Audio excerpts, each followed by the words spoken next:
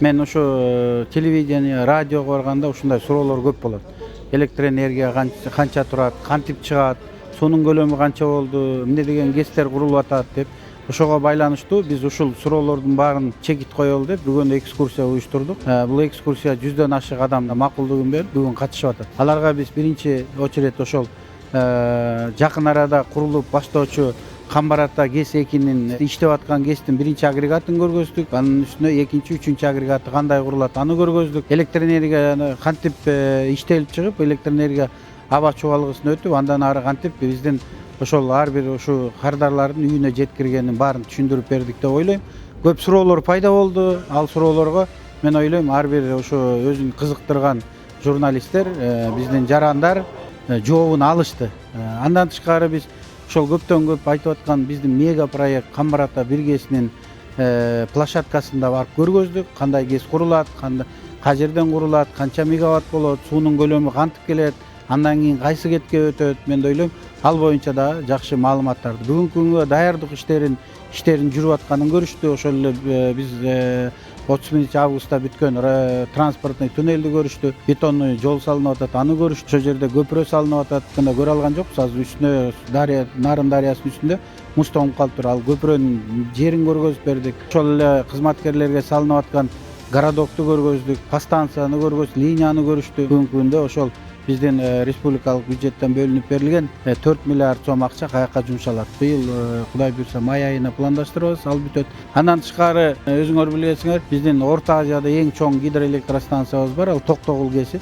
Ошол Токтогул ГЭСинде мына 3 жылдан бери реконструкция жүрүп атканын көргөзөлү деп алып келдик. Мына азыр биз ошол Токтогул ГЭСинин диспетчерский службасында турабыз.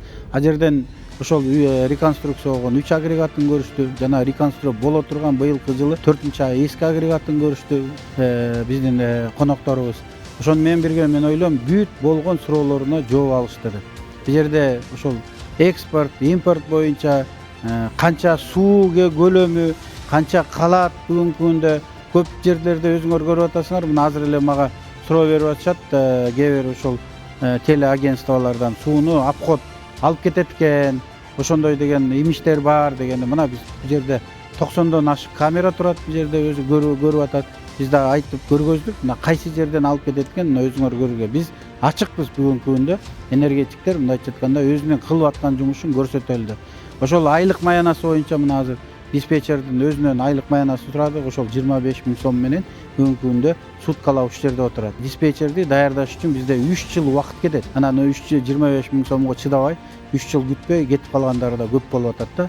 Ошон үчүн энергия секторду мына урматтуу президентибиз келгенден баштап энергия сектору мындайча айтканда уктап аткан жеринен ойгонуп иш баштап атканын биз көргөзө алдык деп ойлойм. Азыр бүгүнкү күндө биздин пландарыбыз көп.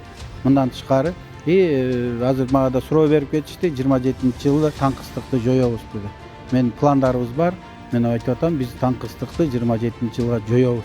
27-жылдан баштап ошол биздин ГЭСтерибиз салынып 30-жылга Камбар-Ата ГЭСи бир болуп калса, бүтүп калса, Кудай буйрса экспорттогон мамлекетке айланабыз. Мен ойлойм эми ар бир мындай айтканда ошол эле журналисттин, ар бир блогердин же биздин жараныбыздын буга чейин ойлоп аткан ойлору буну көрүп кеткенден кийин 100% өзгөрөт деп ойлойм.